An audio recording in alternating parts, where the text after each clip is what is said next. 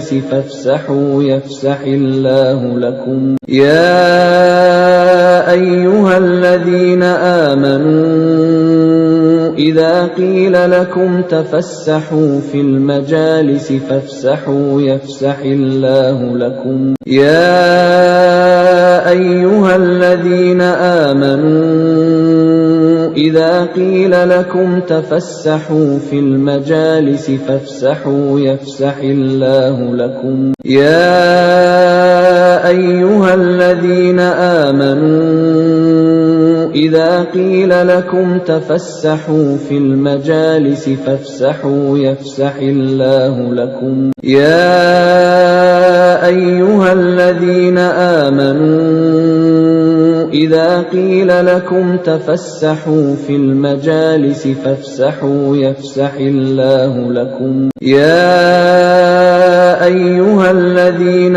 آمنوا إذا قيل لكم تفسحوا في المجالس فافسحوا يفسح الله لكم يا أيها الذين آمنوا إذا قيل لكم تفسحوا في المجالس فافسحوا يفسح الله لكم يا أيها الذين آمنوا إذا قيل لكم تفسحوا في المجالس فافسحوا يفسح الله لكم يا أيها الذين آمنوا إذا قيل لكم تفسحوا في المجالس فافسحوا يفسح الله لكم يا أيها الذين آمنوا إذا قيل لكم تفسحوا في المجالس فافسحوا يفسح الله لكم يا أيها الذين آمنوا إذا قيل لكم تفسحوا في المجالس فافسحوا يفسح الله لكم يا أيها الذين آمنوا إذا قيل لكم تفسحوا في المجالس فافسحوا يفسح الله. Assalamualaikum warahmatullahi wabarakatuh. Innal hamdalillah nahmaduhu wa nasta'inuhu wa nastaghfiruh wa na'udzu billahi min syururi anfusina wa min sayyiati a'malina. May yahdihillahu fala mudhillalah wa may yudlil fala hadiyalah. Wa asyhadu an la ilaha illallah wahdahu la syarikalah wa asyhadu anna Muhammadan abduhu wa rasuluh. Allahumma shalli wa sallim ala nabiyyina Muhammad wa ala alihi wa ashabihi wa man tabi'ahum bi ihsanin ila yaumiddin, amma ba'd.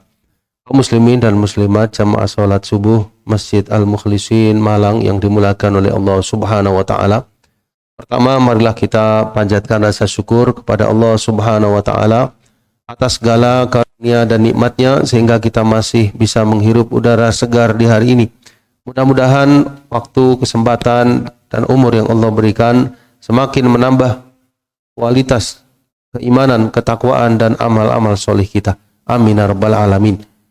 Insyaallah kita akan melanjutkan pembahasan kitab Riyadhus Shalihin jamaah sekalian.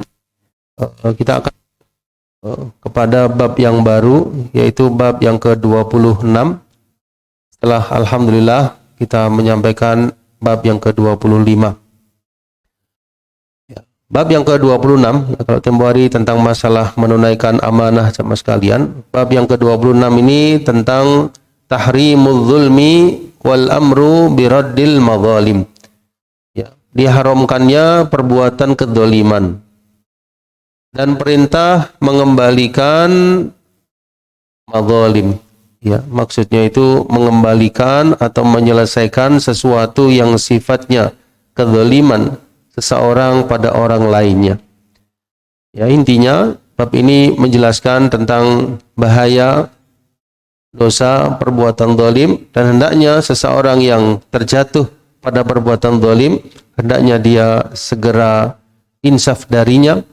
Kalau itu kaitannya dengan hablum minallah, ya, menyia-nyiakan perintah Allah, menerjang larangannya, hendaknya dia segera kembali kepada jalan ketaatan. Kalau kaitannya dengan sesama manusia, hablum minan nas, maka hendaknya dia meminta untuk dihalalkan, ya, minta untuk dimaafkan dan diselesaikan di dunia sebelum nanti berlanjut perkaranya sampai di akhirat. Ya, dijelaskan di sini dalam kitab Bahja'an Nadhirin, az-zulmu huwa wad'u syai' fi ghairi mahallihi bittifaqi a'immatil lughah. Ya, jadi kezaliman itu adalah meletakkan sesuatu tidak pada tempatnya. Ya, meletakkan sesuatu tidak pada tempatnya. Ya, ini menurut kesepakatan para imam ahli bahasa Arab. Ya, dan disebutkan bahwasanya kezaliman itu ada 3 menurut sebuah riwayat, ya, dari Nabi sallallahu alaihi wasallam. Al-zulmu thalathatun, ya, kezaliman itu ada 3. Fadzulmun la yatrukuhullah. Ada kezaliman yang akan, saya ulangi, ada kezaliman yang tidak akan saya ulangi, ada bentuk kezaliman yang tidak akan ditinggalkan oleh Allah Subhanahu wa taala, tidak dibiarkan oleh Allah Subhanahu wa taala. Kemudian ada kezaliman yang yughfar, kezaliman yang akan diampuni. Ada kezaliman yang la yughfar, tidak berampun. Adapun kezaliman yang tidak diampuni, yaitu perbuatan kesyirikan. Ya, kalau sampai meninggal di atas kesyirikan tidak terampuni. Adapun kezaliman yang yughfar, akan diampuni dosa selain syirik. Dosa seseorang hamba kepada Rabb-nya selain kesyirikan. Yang ketiga, kezaliman yang tidak akan ditinggalkan, tidak akan dibiarkan oleh Allah Azza wa Jalla, kezaliman sesama manusia, kezaliman sesama hamba. Dan nanti di hari kiamat akan ada kisos, ya, antara orang yang didolimi terhadap yang mendolimi. Saya ulang, ya, ada 3 kezaliman yang tidak akan dibiarkan oleh Allah, yaitu kezaliman sesama manusia, kezaliman yang tidak akan diampuni, kesyirikan. Ketiga, kezaliman yang insya Allah akan diampuni, yaitu perbuatan dosa selain kesyirikan. Itu maksudnya. Nah, wa dzulmul ladzi tunazzah ar-Rabb jalla wa ala anhu huwa annahu la yadha asy-syai' illa fi mawdhihi alladhi yunasibuh wa yaqtadhihi al-'adl wal hikmah wal maslahah. Wa dzulmu alladzi tanazzaha ar-Rabb jalla wa ala anhu huwa annahu la yadha asy-syai' illa fi mawdhihi. Ya, jadi kezaliman itu, ya, Allah Subhanahu wa taala tidak disifati dengannya, karena Allah itu maha adil, ya, maha hakim, dan di dalam segala ketentuan Allah Azza wa Jalla dan syariatnya itu ada maslahah, kemaslahatan bagi hamba-hambanya. Wa huwa subhanahu la yufarriq baina mutamathilina wa la yusawi baina mukhtalifin wa la yu'aqib illa man yastahiqul 'uqubah. Ya, Allah itu tidak akan mengadab kecuali siapa yang memang layak untuk diadab. Dan Allah meletakkan sesuatu karena di dalamnya terdapat hikmah padanya. Wala yu'aqib ahlal birri wat taqwa. Allah tidak akan, ya, mengadab orang-orang yang berbuat kebajikan dan juga takwa. Inilah yang kita harapkan, ya, semoga jamaah sekalian dengan kebaikan, ya, dengan ketakwaan, ya, di dunia ini Allah Subhanahu wa taala menjauhkan kita dari azabnya kelak di akhirat. Amin ya rabbal alamin. Baik, sebagaimana kebiasaan Imam Nawawi, pada setiap babnya hampir disebutkan ayat-ayat atau nukilan beberapa ayat, ya, dari Al-Qur'an Al-Karim. Di antaranya dalam surah Ghafir ayat yang ke-18 Allah menegaskan, A'udzu billahi minasyaitonir rajim. Ma lidh-dhalimina min hamimin wala syafi'in yuta'. Ma lidh-dhalimina min hamimin wala syafi'in yuta'. Ya, maksudnya Allah Subhanahu wa taala menjelaskan bahwasanya orang-orang yang zalim, ya, kelak di akhirat tidak punya teman yang memberikan manfaat, tidak pula pemberi syafaat yang bisa memberikan syafaat untuk mereka, bahkan telah terputus sebab-sebabnya dari segala kebajikan. Ya, misalnya begini, misalnya ada orang yang berbuat zalim kepada fulan. Ya, seandainya dia selesaikan di dunia mungkin akan cepat selesainya. Tapi ketika di akhirat, fulan yang dizalimi itu sudah tidak ada kata maaf, tidak ada kata ini. Akan diambilkan kebaikan orang yang zalim tadi kepadanya. Sampai habis, kemudian kesalahan orang yang dizalimi diberikan kepada yang menzalimi. Ya, jadi tidak ada teman baginya, juga tidak ada yang bisa memberikan syafaat. Nah, itu karena para ulama, ya, dosa seorang hamba dengan Rabb-nya masih lebih mudah taubatnya daripada antara seorang manusia dengan manusia yang lain. Ya, kenapa? Karena perlu untuk ketemu orangnya, ya, perlu untuk meminta diselesaikan kepada yang bersangkutan. Kalau dia sakit kepada Allah, maka di sini insya Allah Allah Maha Pemaaf, Maha Penerima taubat hamba-hambanya.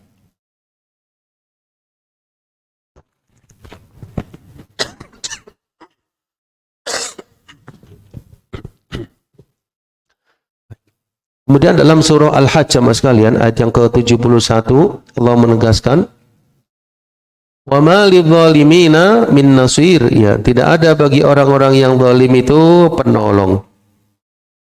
Ya, bagi orang-orang yang zalim kelak di akhirat tidak ada penolong. Ya, laisa lil ladzina zalamu anfusahum biibadati ghairillah. Ya, kezaliman di sini lebih kepada orang yang mendolimi diri mereka dengan beribadah kepada selain Allah. Ya, tidak akan ada penolong kelak di yaumil qiyamah. Jadi orang yang bermaksiat, ya, puncaknya adalah kesyirikan, itu juga zalim kepada siapa? Kepada dirinya sendiri. Ya, tidak akan bagi mereka adanya penolong kelak di yaumil qiyamah. Insyaallah demikian ya beberapa ayat yang disampaikan oleh Imam Nawawi rahimahullah taala.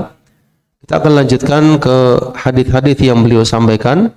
Di antaranya hadis yang pertama dalam bab ini, atau hadis ke-203 ya menurut sebagian cetakan. Disebutkan dari sahabat Jabir radhiyallahu anhu, anna Rasulullah sallallahu alaihi wasallam qala, ya, bahwasanya Nabi sallallahu alaihi wasallam bersabda, ittaqu adz-zulma. Ya, takutlah kalian akan kedzaliman. Fa inna dzulma dzulumatun yaumal qiyamah. Karena kezaliman itu akan menjadi kegelapan di hari kiamat. Maksudnya bagi orang yang berbuat zalim tadi akan menjadi kegelapan baginya di akhirat. Wattaqu asyuh, dan ittaqu, ya, ittaqu ditafsirkan ihdaru, hati-hatilah kalian.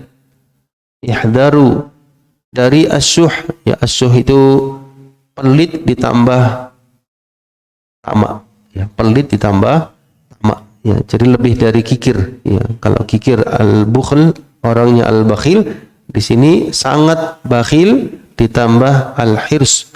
Hirs di sini bukan semangat tapi apa? Tamak untuk memiliki materi. Fa inna syuha ahlaka man kana qablakum, ya, karena sesungguhnya asyuh, ya, sifat pelit, ya, ditambah tamak tersebut telah membinasakan umat-umat sebelum kalian.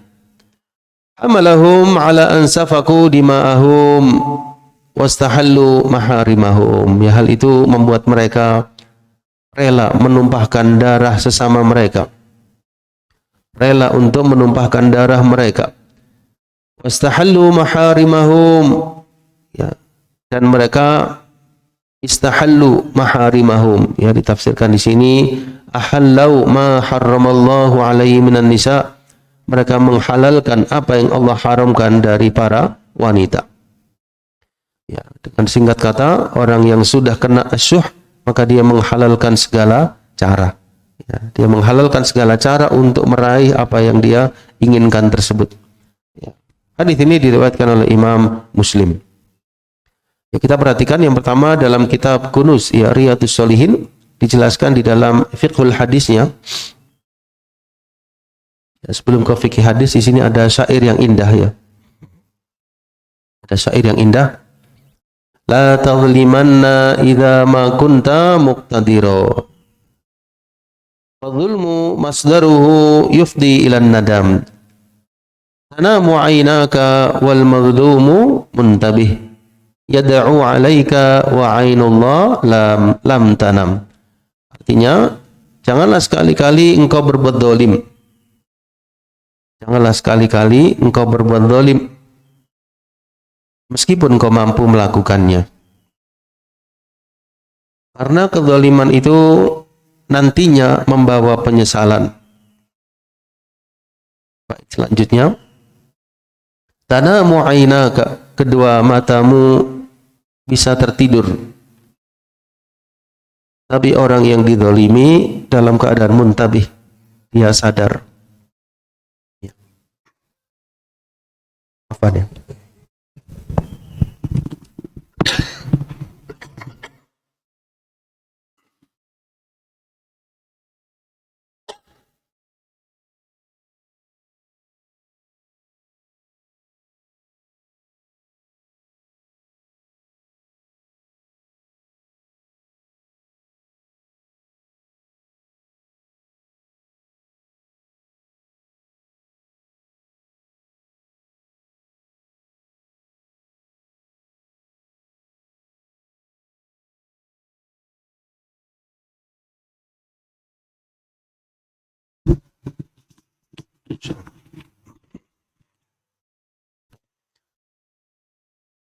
Ya, tanamu aynaka, kedua penglihatanmu wahai orang yang zalim mungkin bisa tidur.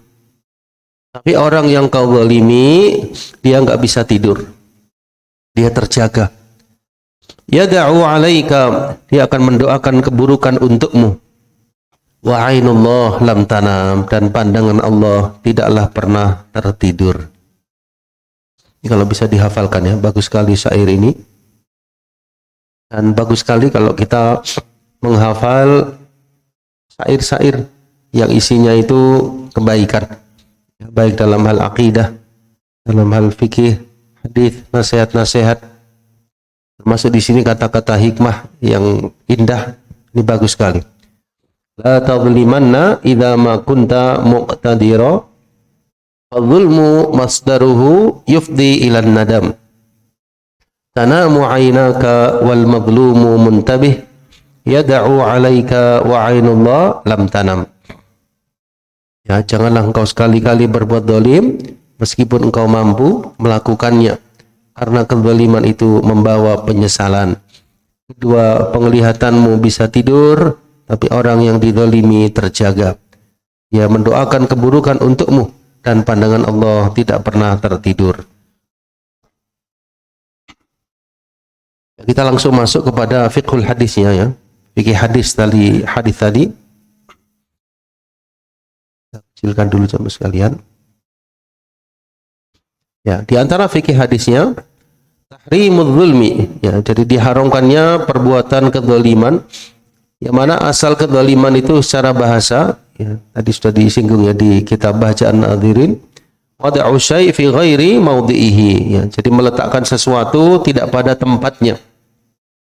Wal jawr yujawizuhu al-had wal mail anil qasd, ya, sikap melampaui batas, condong, ya, kemiringan dari maksud, ya, kemudian lebih banyak kezaliman itu dipergunakan, ya, karena seringnya dipergunakan, maka dinamakanlah setiap kullu asafin zulman, ya, setiap tindak kesewenang-wenangan disebut kezaliman. Sering digunakan kata zalim sehingga lebih kepada tindak kesewenang-wenangan, yaitu disebut kezaliman. Baik. Di antara hadis yang mengharamkan tentang perbuatan zalim adalah hadis ya qudsi sama sekalian, di mana Allah Subhanahu wa taala menjelaskan, ya ibadi inni haramtu dzulma ala nafsi wa ja'altuhu bainakum muharraman fala tadzalamu. Wahai hamba-hambaku, sesungguhnya aku mengharamkan kezaliman atas diriku, dan aku menjadikan kezaliman itu di antara kalian sesuatu yang diharamkan. Fala tadzalamu, janganlah kalian saling berbuat kezaliman. Ini salah satu dasarnya ya. Ya, insyaallah ini ada ya di Arba'in An-Nawawiyah hadis ini. Dan para ahli fikih telah sepakat, para ulama sepakat tentang haramnya perbuatan kezaliman. Nah, kita lihat faedah hadisnya ada 6 ya. Di sini faedah hadisnya yang pertama su'u aqibah adzulm. Ya, buruknya akibat dari kezaliman.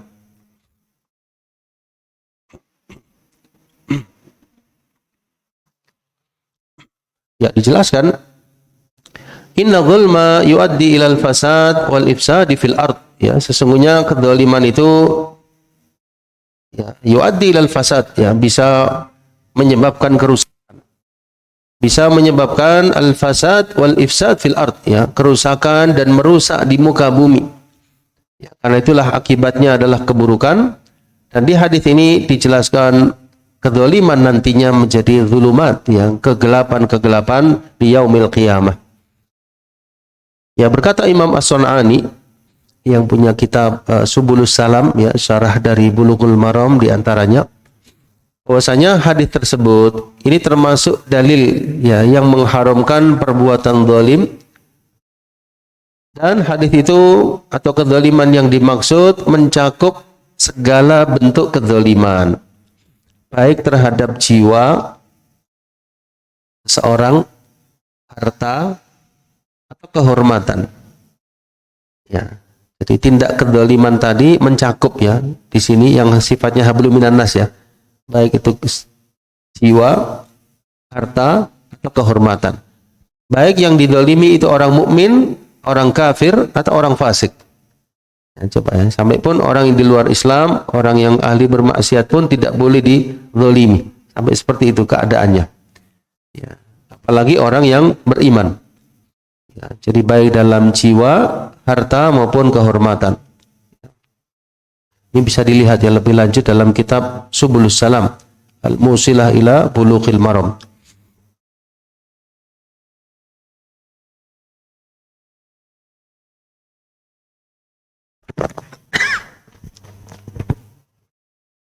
Ya, berkata Imam Al-Qadhi Iyad bahwasanya sabda Nabi tersebut itu menunjukkan orang yang berbuat zalim itu nanti di hari kiamat dalam keadaan tidak memiliki cahaya.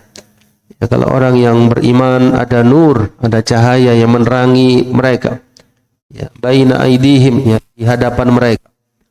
Wa bi aimanihim, ya, di samping kanan mereka. Ya, orang yang berbuat zalim tidak memiliki cahaya. Ya, dalilnya tadi, hadis tadi. Az-zulmu, ya, bahwasanya kezaliman itu zulumatun yaumal qiyamah, merupakan kegelapan bagi orangnya di hari kiamat. Bisa juga makna kezaliman, saya ulangi, makna kegelapan zulumat ya, yang dimaksud adalah asyadaid, kesulitan-kesulitan, kedahsyatan-kedahsyatan. Coba saya ulangi di hadis yang kita pelajari ini ya, Mas sekali. Zulumat, ya, kasih panah. Zulumat, ya, apa makna zulumat di hari kiamat? Ada yang menafsirkan orang yang berbuat zalim tidak mendapat cahaya. Kan jalan itu ya perlu penerangan. Kita di sini perlu penerangan, kita jalan perlu penerangan. Kalau di hari kiamat tidak ada penerangan bagaimana? Orang yang kafir, orang yang munafik, ya termasuk di sini orang yang berbuat zalim tidak mendapat cahaya. Berbeda halnya dengan orang beriman diberikan cahaya. Penafsiran yang kedua, zulumat ditafsirkan syadaid. Apa syadaid itu? Kesulitan-kesulitan di hari kiamat. Kesulitan-kesulitan di hari kiamat. Yang ketiga, bermakna ibarah anil ankal wal uqubat. Ya, jadi makna zulumat itu adalah ibarah yang menunjukkan hukuman-hukuman ya yang Allah berikan kepada orang yang berbuat kezaliman tadi.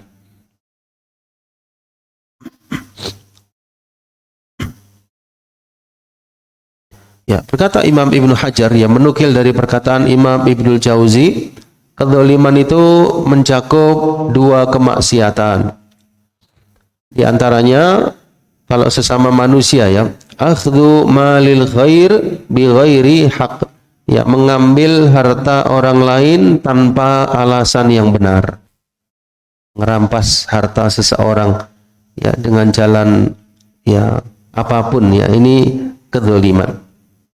Ada yang hablum minallah, yaitu mubarazatur rabbi bil mukhalafah, dia menantang Allah Subhanahu wa taala dengan menyelisihi perintahnya, bermaksiat ya, menerjang larangan-larangannya, dan inilah yang lebih besar dari dua bentuk kezaliman tersebut.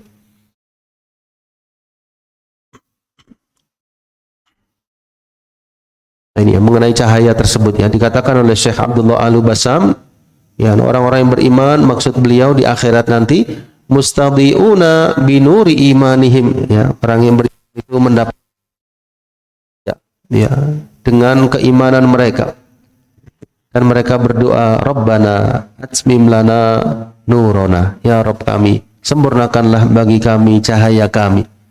Adapun orang-orang yang zalim kepada Rabb mereka atau terhadap sesama manusia, maka di sini mereka yamsuna fi dayajiriz zulmi, mereka jalan dalam kegelapan, tidak mendapatkan petunjuk di jalan tersebut.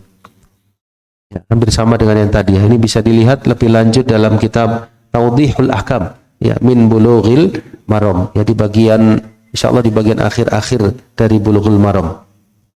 Nah, di antara ayat jemaah sekalian yang memperingatkan seorang hamba dari akibat yang buruk kezaliman adalah firman Allah Subhanahu wa taala dalam surah An-Nisa ayat 29 sampai 30. Allah menegaskan, A'udzu billahi minasyaitonir rajim. Ya ayyuhalladzina amanu, wahai sekalian orang-orang yang beriman, la ta'kulu amwalakum bainakum bil batil. Ya, janganlah kalian memakan harta-harta kalian di antara kalian dengan cara yang batil. Illa antakuna tijarah, kecuali kalau itu adalah perniagaan. Antara minkum, dengan asas sukarela, ya, dengan asas saling ridho antara diri kalian dengan orang tersebut dari perniagaan tadi. Wala taqtulu anfusakum, ya janganlah kalian membunuh diri kalian sendiri. Innallaha kana bikum rahima, sesungguhnya Allah terhadap kalian maha rahim, maha penyayang. Wa may yaf'al dzalika 'udwanan wa zulman fasawfa nuslihi nar. Siapa yang melakukan hal tersebut udwanan wa zulman, dengan kezaliman, maka kami akan masukkan dia ke neraka, dan itu adalah alallahi yasira, mudah bagi Allah Subhanahu wa ta'ala. Kemudian disebutkan ya sebuah hadis tentang bahaya kezaliman, bahwasanya orang yang dizalimi itu doanya biasanya mustajab. Ya, maka hendaknya orang yang zalim hati-hati dari doanya yang dizalimi. Salatu da'awatin mustajabat, 3 doa yang mustajab, tidak diragukan lagi. Salah satunya da'watul mazlum, doanya orang yang dizalimi. Yang kedua, doanya musafir, orang yang bepergian. Yang ketiga, doanya ayah kepada, saya ulangi, doanya ayah terhadap anaknya. Apa terhadap itu? Doa keburukan. Ya, umpamanya orang tuanya lagi ya kecewa ya atau jengkel terhadap anaknya, lalu mendoakan yang enggak baik, maka di sini hati-hati, khawatirnya dikabulkan, nanti terkena anaknya. Maka jangan mendoakan keburukan kepada anak kita, doakan yang baik-baik. Nah, Ibrahim bisa kita ambil, doanya orang yang dizalimi itu terkabul. Nah, diberikan contoh di sini sebuah kisah di masa dahulu sama sekalian berkaitan dengan seorang sahabat. Kejadian ini ya berkaitan dengan seorang sahabat, yaitu Sa'id bin Zaid. Siapa yang tahu Sa'id bin Zaid? Ini salah satu yang dijamin surga. Ya, 10 yang dijamin surga, beliau salah satunya. Ada seorang wanita jemaah sekalian. Ya. namanya itu Arwa binti Uwais. Arwa tersebut, wanita tersebut itu menuduh bahwasanya sahabat Sa'id bin Zaid mengambil sebagian tanahnya. Mengambil sebagian tanahnya, menuduh. Fakhasamathu ila Marwan bin al-Hakam. Maka ketika itu wanita tersebut lapor kepada pemimpin di kala itu, Marwan bin al-Hakam, tentang bahwasanya Sa'id bin Zaid melakukan demikian-demikian. Maka Sa'id pun bilang, "Anna kuntu akhudh min ardiha syai'an." Bagaimana mungkin aku mengambil sebagian dari tanahnya, padahal aku mendengar Nabi sallallahu alaihi wasallam bersabda, yang artinya siapa yang mengambil satu jengkal tanah kedzaliman sifatnya, akan dikalungkan kepadanya 7 petala bumi. Siapa orang yang ngambil tanah di dunia dengan kedzaliman, akan dikalungkan bagi orang tadi 7 petala bumi di akhirat. Ya, maksudnya Sa'id, bagaimana mungkin aku melakukannya sedang aku sendiri mendengar Nabi sallallahu alaihi wasallam menyatakan hal tersebut. Maka Marwan pun bilang, "La as'aluka bayyinah ba'da hadza." Aku enggak perlu lagi meminta bukti atau alasan lain darimu, ini sudah cukup bahwasanya engkau tidak melakukannya. Maka Sa'id bin Zaid ini berdoa. Ya, dia sebagai orang yang terzalimi, tertuduh. Allahumma in kanat kadhib, kalau wanita yang menuduh saya itu bohong, fa'ammi basaruha, maka butakanlah pandangannya. Waqtulha fi ardiha, dan matikanlah dia di tanahnya. Ya, doa tersebut terkabul. Ya, wanita tersebut tidaklah wafat kecuali dhahaba basaruha. Dia dalam keadaan tidak bisa melihat, dan dia pun wafat di tanahnya sendiri di sebuah lubang. Famatat. Ini kisah ini lebih lanjut bisa disimak dalam riwayat Imam Muslim. Ya, kemudian juga Imam Bukhari tanpa penyebutan kisah tadi, tapi lafadznya secara marfu. Nah, dengan lafadz secara marfu. Ya. Jadi Sa'id bin Zaid mendoakan dan doanya terkabul. Ini menunjukkan doa orang yang didolimi terkabul Allah. Kemudian yang kedua di antara faedahnya at-tahdzir minasyuh, ya, jadi peringatan dari asyuh, peringatan ya, dari sifat tamak. Yang mana ini merupakan akhlak yang tercela orang pada masyarakat jamaah sekalian. Addat ila nata'id khatirah, ini sangat berbahaya sekali. Ya, karena itu Nabi sallallahu alaihi wasallam mewanti-wanti darinya.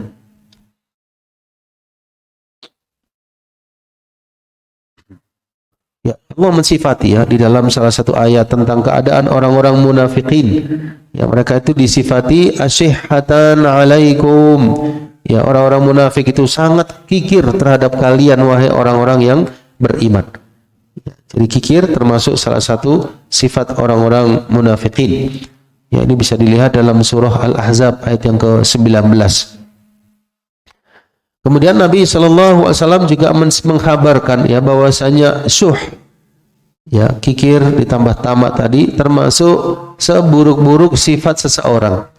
Ya, beliau menyatakan syarru ma fi rajulin, seburuk-buruk apa yang ada pada seorang laki-laki. Syuhin hali' atau syuhun hali', yaitu sifat syuh yang hali'. Ya, sifat syuh yang hali'. Apa hali itu jemaah sekalian? Ditafsirkan di sini kata Imam Ibnu Muflih, asal dari kata hala itu adalah al-jaza'. Idza istukhrija minhu al-haqqul wajib alaihi hala wa jaza' minhu. Ya, kusar, tidak tenang dirinya ketika diambil sesuatu yang wajib darinya berupa harta. Ya, itu syuhun hali. Jadi ketika mengeluarkan pun seandainya diharuskan mengeluarkan, dia mengeluarkannya dengan tidak lapang jiwa. Kalau orang yang berinfak, sedekah, zakat, orang mukmin mengeluarkannya dengan lapang jiwa, tidak ada keberatan sama sekali. Tapi orang yang kikir itu keadaannya hali', ya, dalam keadaan dia apa ya, bahasa yang pas, jadi gusar ya jiwanya, tidak tenang jiwanya ketika dikeluarkan sesuatu dari hartanya untuk sesuatu yang wajib, ya, untuk sesuatu yang wajib sifatnya. Wajibun khali, lanjutan hadisnya, dan seorang yang, ya, sifat yang kedua, wajibun khali, pengecut yang khali, ya, pengecut yang sangat, ya, asyadid alladhi yakhla' fuadahu min syiddatihi, ya, jadi pengecut yang sangat, dan juga syuh, sifat syuh yang halik sifatnya. Kemudian di hadis yang lain, ya, disebutkan Nabi SAW juga menjelaskan thalathun muhlikat, ada 3 hal yang membinasakan, ada 3 hal yang menyelamatkan. Wa thalathun kafarat, ada 3 hal yang merupakan kafarah. Ya, ini nukilan hadisnya. Adapun 3 hal yang membinasakan, syuhun muta'. Syuhun muta', yaitu sifat syuh yang ditaati. Yang kedua, hawan muttaba', hawa nafsu yang diikuti. Yang ketiga, i'jabul mar'i binafsih, seseorang merasa ujub dengan dirinya. Ini enggak baik semua, sahabat sekalian. Mudah-mudahan Allah hindarkan kita dari sifat-sifat tersebut, ya, sifat kikir ditambah tamak, hawa nafsu yang diikuti, hawa nafsu yang enggak baik maksudnya, dan sikap ujub terhadap diri sendiri. Kenapa jamaah sekalian? Karena sifat syuh tadi itu bisa menyebabkan orangnya ya'khudhal asya min ghairi hilliha, ya, mengambil sesuatu bukan dari jalan halalnya. Maksudnya apa saja dia tempuh untuk mendapatkan harta. Yang kedua, yamna'uha min huquqiha, dia juga tidak menunaikan hak dari harta tersebut. Dari dapatnya dari semua jalan, mengeluarkannya juga menahan diri, tidak mengeluarkannya. Siapa orang yang mencukupkan pada apa yang dibolehkan baginya saja, maka dia orang yang beriman. Siapa yang melampaui hal itu, maka dia adalah syuh, sifatnya syuh yang dicela. Dan ini berlawanan dengan keimanan, ya jamaah sekalian, berlawanan dengan keimanan.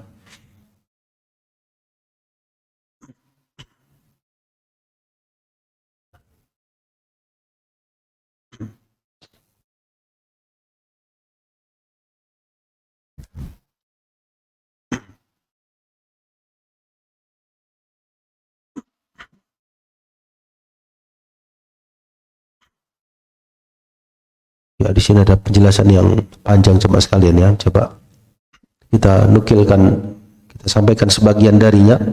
Berkata Imam As-Sun'ani, kalau Anda mengatakan apa hakikat kebakhilan yang dicela? Wa ma min ahadin illa wa huwa yara nafsahu annahu ghairu bakhil. Setiap orang itu merasa dirinya tidak kikir. Kata beliau, setiap orang biasanya merasa dirinya tidak pelit.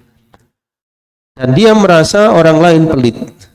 Dia merasa orang lain yang kikir, dirinya enggak kikir. Wa rubbama sadara fi'lun min insan. Bisa jadi ada perbuatan seseorang manusia, ya, lalu berbeda pandangan manusia yang lain. Fayaqulu jamaah, ada yang mengatakan innahu bakhil, dia itu kikir. Ada yang mengatakan dia tidak kikir. Maka apa batasan kebakhilan yang bisa menyebabkan kebinasaan? Dikatakan, ya, as-sakha huwa an yuaddi ma aujaballahu alaihi. Orang yang sakho itu dermawan sama sekalian. Orang yang loman, ikhlas karena Allah. Dia orang yang menunaikan apa yang Allah wajibkan atasnya. Kewajiban itu ada 2. Kewajiban agama, apa yang Allah wajibkan atasnya dia tunaikan. Disebutkan di antaranya zakat, nafaqat, nafkah-nafkah yang wajib baginya. Ada juga wajibul muru'ah, kewajiban secara muru'ah dan kebiasaan. Orang yang sakhi di sini loman, ya, dia tidak menahan sesuatu yang wajib secara agama, tidak pula wajib secara kebiasaan dan muru'ah. Fa in mana'a wahidan minhuma fahuwa bakhil. Kalau dia menghalangi salah satu darinya, maka dia termasuk bakhil. Tapi yang menahan dari jenis yang pertama, apa jenis yang pertama? Menahan dari sisi agama, kewajiban agama, dia lebih bakhil. Dia lebih bakhil. Siapa orang yang memberikan zakat hartanya dan nafkah keluarganya dengan kelapangan jiwa, maka dialah orang yang sakhi, dia orang yang dermawan. Ya.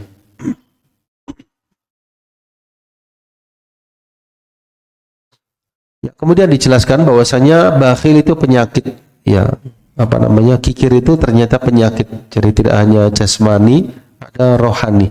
Ini termasuk penyakit rohani, ya, kekikiran. Ada obatnya. Ya, tidaklah Allah turunkan penyakit kecuali ada obatnya. Kenapa orang itu kok kikir? Yang pertama, hubbus syahwat, dia cinta syahwat. Tapi kalau kikir itu identik dengan harta, ya, berarti dia cinta syahwat, kaitannya dengan harta tadi. Yang kedua, hubbu dzatil mal, ya, cinta kepada harta tersebut, dia rindu kepadanya, ya, karena dengan dananir, ya, dengan dinar-dinar, ya, kalau kita di Indonesia dengan rupiah-rupiah, itu akan didapatkan kebutuhan-kebutuhan dirinya dan hal-hal yang dia inginkan apapun.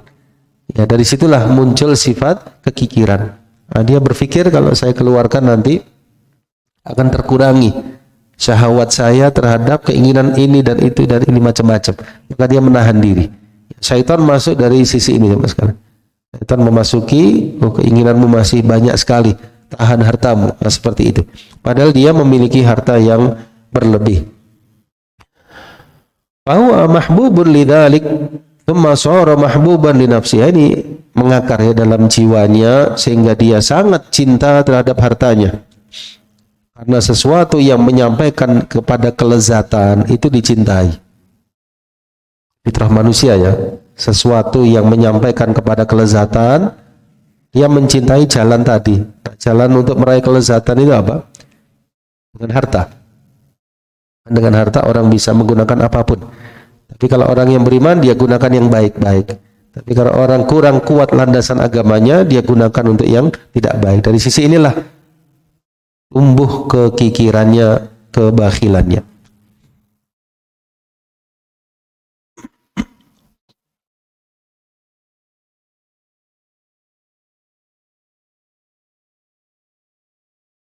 Nah, bagaimana solusinya? Disebutkan di sini, wa ilajuhu bididdihi fa ilaju syahwatil qanna'ah fa ilaju syahwat al qanna'ah bil yasir. Ya, jadi untuk melawan syahwat tadi,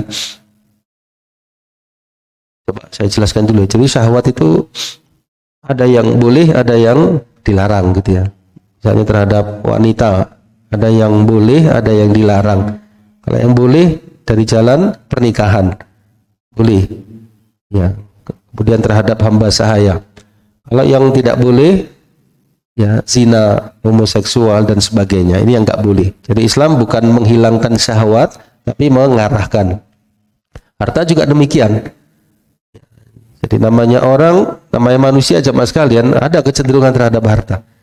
Tapi apakah dihilangkan sama sekali? Diarahkan. Ya, diarahkan supaya ketika mencari harta, mendapatkan harta tidak dicintai 100%. Ya, jadi letakkan harta itu di tangan, tidak di hati. Ya, maksudnya jangan terlalu cinta kepada harta. Kalau terlalu cinta, nanti akan susah mengeluarkannya. Karena kita cintai nomor satu siapa? Allah dan Rasulnya. Ya, ketika ada perintah Allah dan Rasulnya mudah. Ya. Kemudian cinta yang lain, ya, cinta kepada Allah dan Rasul nomor satu, baru kepada yang lain. Nah, di sini kalau di nomor satu kan cinta harta, dia akan berat mengeluarkannya di jalan kebaikan. Ya, jadi untuk melawannya yaitu dengan qanaah, dengan sifat qanaah terhadap sesuatu yang yasir, sesuatu yang sedikit. Kemudian sabar. Kemudian bagaimana untuk melawan cinta harta dan panjang angan-angan? Obatnya dengan memperbanyak mengingat kematian. Sering mengingat apa? Kematian. Ya, tentu tidak seluruh hidupnya untuk mengingat kematian, tapi sering dia mengingat kematian. Nanti dia akan berpikir, oh ya ternyata satu saat saya akan meninggalkan harta yang saya cintai ini. Saya perlu tabungan di akhirat. Saya harus mengeluarkannya di jalan kebaikan, di jalan kebenaran, di antaranya zakat, infak, sedekah dan keperluan-keperluan lain yang dibenarkan oleh agama. Nah, nanti berpikirnya ke situ. Kalau dia sudah ingat kematian. Wa dzikru mautil aqran, yang kemudian mengingat atau mentadaburi, mengambil ibrah dari wafatnya kawan-kawannya. Oh ya, fulan punya harta wafat, fulan punya harta wafat, itu berarti saya juga akan wafat satu saat. Mengambil ibrah dari situ. Wa nadhar fi dzalika qaul ta'abihim fi jam'il mal thumma dhiya'ihi ba'dahum wa adami naf'ilhum. Ya, jadi dia mentadaburi fulan yang meninggal tersebut yang berharta, dia seumur hidup dia mati-matian mencari harta, toh ditinggalkan juga. Qarun, siapa yang tidak kenal Qarun? Ya, hartanya begitu banyak ditinggalkan juga. Ya, nah, ini berarti tidak ada yang saya bawa kecuali amal-amal soleh kita. Karena itu saya harus banyak beramal di antaranya dengan harta. Itu maksudnya jemaah sekalian. Nah,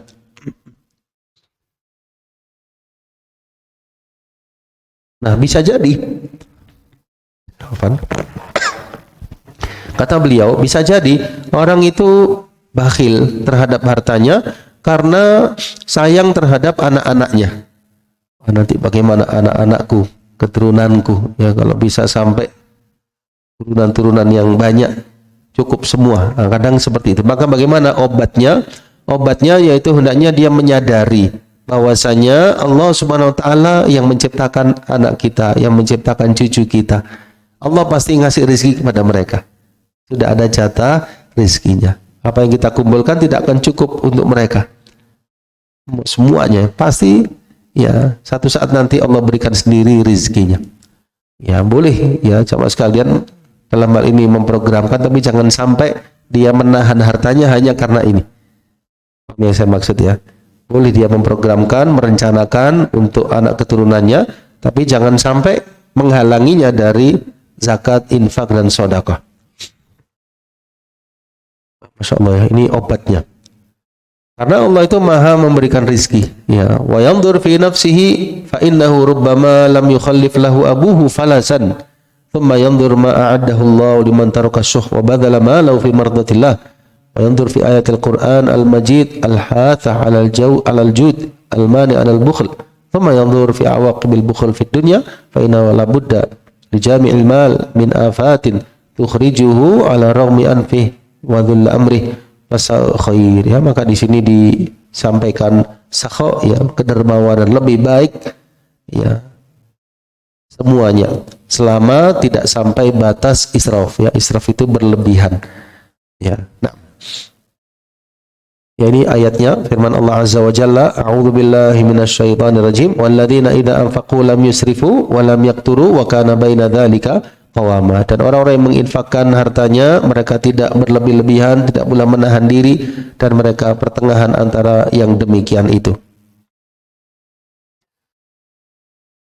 Yang ketiga, jamaah sekalian, faedah yang ketiga yaitu bayan asbab halakil umam as-sabiqah ya, penjelasan tentang sebab kebinasaan umat-umat terdahulu. Di hadis tadi disebutkan ya, di antara sebab kebinasaan umat terdahulu yaitu apa jemaah sekalian? Dzaliman dan juga asyuh ya, sifat kikir ditambah tamak. Saya ulangi, sifat asyuh itulah yang membinasakan, salah satu penyebab binasanya umat-umat terdahulu. Dan kalau kita renungkan kisah-kisah umat-umat dahulu, banyak sekali ibrah yang bisa kita ambil ya. Mereka yang durhaka kepada para nabi dan rasul, bagaimana akibatnya. Mereka yang mengurangi timbangan, bagaimana akibatnya. Termasuk di sini orang yang syuh, yang bakhil ditambah tamak terhadap hartanya.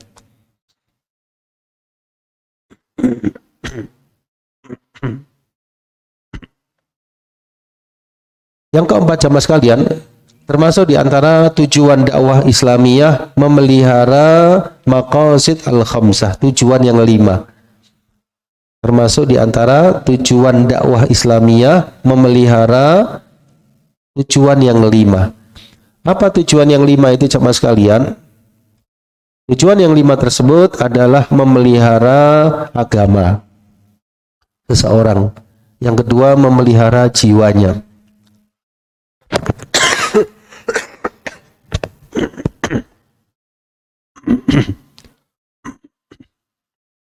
Yang ketiga, memelihara keturunannya. Yang keempat, memelihara harta. Yang kelima, memelihara akal fikiran. Saya ulangi, memelihara agama, jiwa, keturunan, harta, akal fikiran.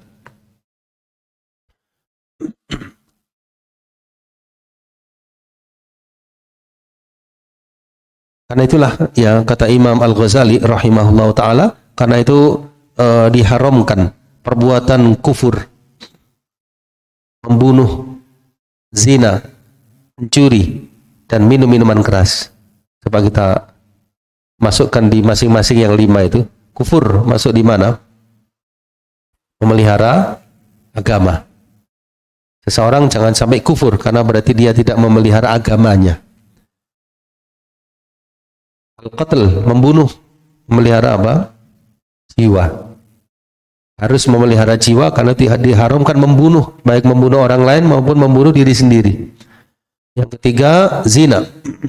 Memelihara apa? Dengan meninggalkan zina, nasal, keturunan. Ya, karena orang dengan zina akan ada keturunan yang tidak jelas. Ya, maka di sini Islam mengharamkan zina supaya terpelihara keturunan. Yang kelima, sariqah, mencuri. Ini melanggar masalah memelihara apa? Harta. Yang kelima, syurbul khamr, syurbul muskir, meminum minuman keras. Ini melanggar masalah tujuan apa? Memelihara akal fikiran. Ya, supaya akal fikiran terjaga, Allah haramkan sesuatu yang memudaratkannya. Ya, di antaranya meminum minuman keras. Agama tujuannya 5. Memelihara agama, jiwa, keturunan, harta, akal fikiran. Ya, jadi apa yang Allah haramkan di situ pasti ada kemaslahatan ketika ditinggalkannya. Yang kelima, tahdzirul mad'uwin mimma yadurruhum, ya termasuk kewajiban seorang dai memperingatkan umat dari apa yang bisa memudaratkan mereka. Ya di sini jelas Nabi mewanti-wanti para sahabat, ittaqu, hati-hatilah kalian. Ya, ittaqu asyuh, hati-hatilah kalian dari asyuh. Ya, dai pun demikian memperingatkan umatnya dari apa yang bisa menjerumuskan mereka ke jurang kebinasaan.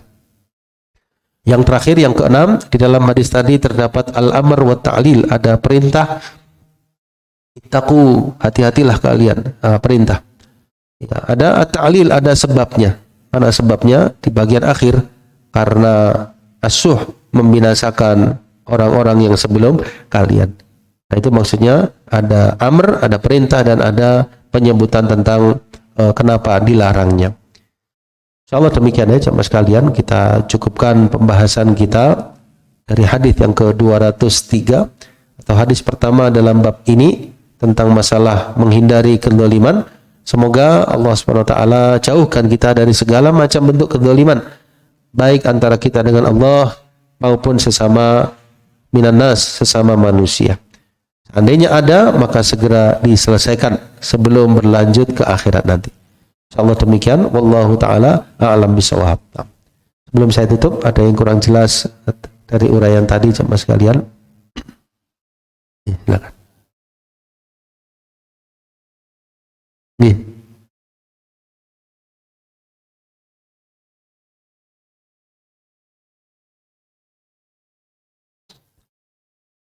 Diperbolehkan. Bukan diperintah ya, diperbolehkan. Tentu kita menjaga ya, khawatirnya kalau didoakan lalu dia terkabul doa kita bisa terkena seperti itu. Kalau ada jalan lain barangkali bisa diselesaikan, sampaikan nasihat kepadanya. Ya, kalau tidak bisa menerima misalnya atau dia ini, maka dibolehkan di sini. Karena di hadis yang tadi kita sebutkan 3 doa yang mustajabat. Doa madlum, orang yang didolimi. Doa orang tua, doa keburukan kepada anaknya. Ya tentu nggak baik ya orang tua mendoakan keburukan. Tapi seandainya terucap, maka di sini bisa terkabul anaknya yang kena. Seperti dulu kisah Juraij. Demikian.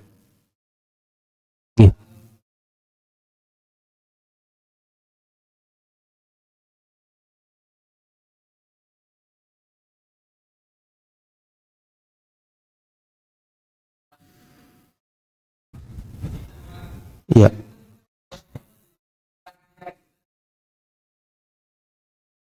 Masya Allah. Mudah-mudahan diijabah. Mudah-mudahan diijabah. Ya. Kalau lafadz hadisnya, doanya orang yang didolimi. Berarti kan doanya orang yang didolimi terkabul. Apakah mesti terhadap yang mendolimi? Saya baru dengar ini ada pertanyaan seperti ini. Masya Allah. Ya, Masya Allah, Masya Allah. Atau kita doakan, ya Allah, berilah petunjuk kepada fulan yang mendolimi saya, supaya dia sadar ya dan menyelesaikan urusannya kepada diri hamba. Nah, ya, semoga diijabah doa tersebut. Nah, ada yang lain sebelum kita tutup? Nah, adalah apa itu? Ya.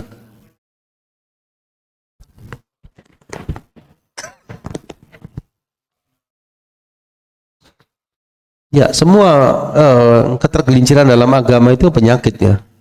Kekufuran, nifak, ya sifat-sifat tercela itu semua penyakit. Kalau munafik itu lebih kepada hati. Hatinya ditutupi oleh tutupan-tutupan. Ya, jadi orang munafik itu munafik yang i'tiqadi ya. Itu lebih besar daripada munafik yang kedua, amali. Munafik amali itu apa? Kalau berbicara berdusta, berjanji, berkhianat, ya tidak amanah, itu munafik amali. Maksudnya munafik amali itu perbuatannya tersebut menunjukkan dia punya ciri munafik tapi tidak mengeluarkannya dari keislaman, tapi dia berdosa. Tapi yang pertama munafik i'tiqadi itu munafik yang hakiki, dalam artian 100% dia munafik. Ya, yaitu siapa? Seperti orang-orang munafik di masa Nabi Shallallahu Alaihi Wasallam. Hatinya enggak Islam, zahirnya Islam. Ya, bagaimana cara solusinya? Hendaknya dia insaf jamaah sekalian dan melihat ayat-ayat Al-Quran yang menjelaskan bagaimana keadaan orang munafik di akhirat. Di antaranya dan dijelaskan, innal munafiqina fid darkil asfali minan nar. Sesungguhnya orang-orang munafik akan menjadi ya penghuni neraka yang paling bawah. Lalu insya Allah dia takut. Kemudian hendaknya dia meneguhkan imannya. Hendaknya dia hindari teman-temannya yang tidak jelas imannya, yang munafik, yang kufur, ya hindari. Hendaknya dia hindari sesuatu yang bisa membawanya kepada kemunafikan tadi. Sering menghadiri pengajian, menguatkan imannya. Karena iman itu naik turun Bapak sekalian. Jadi jangan sampai seseorang itu ada keraguan di dalam imannya, jangan sampai padanya ada sifat-sifat kemunafikan yang i'tiqadi maupun yang amali. Ya, i'tiqadi diantaranya menampakkan keislaman, menyembunyikan kekufuran, membenci salah satu ajaran Nabi Shallallahu Alaihi Wasallam, membenci ajaran beliau secara umum, tidak suka kepada Nabi Shallallahu Alaihi Wasallam, tidak suka kalau Islam ini jaya. Nah, itu munafik i'tiqadi, bisa mengeluarkan orangnya dari keislaman. Ya, hendaknya dia tobat. Ya, orang kafir saja kalau dia masuk Islam diterima atau enggak? Diterima. Orang munafik juga demikian. Kalau dia tobat, insaf, insya Allah Allah menerima taubatnya, kembali kepada jalan kebenaran. Ya Allah demikian. Berdoa kepada Allah, diteguhkan hatinya. Wallahu ta'ala alam bisawab. Kita cukupkan. Mohon maaf kalau ada kekurangan. Subhanakallahumma wa bihamdika asyhadu an la ilaha illa anta astaghfiruka wa atubu ilaik. Wassalamualaikum warahmatullahi wabarakatuh. وإذا قيل انشزوا فانشزوا يرفع الله الذين آمنوا منكم والذين أوتوا العلم درجات وإذا قيل انشزوا فانشزوا يرفع الله الذين آمنوا منكم والذين أوتوا العلم درجات وإذا قيل انشزوا فانشزوا يرفع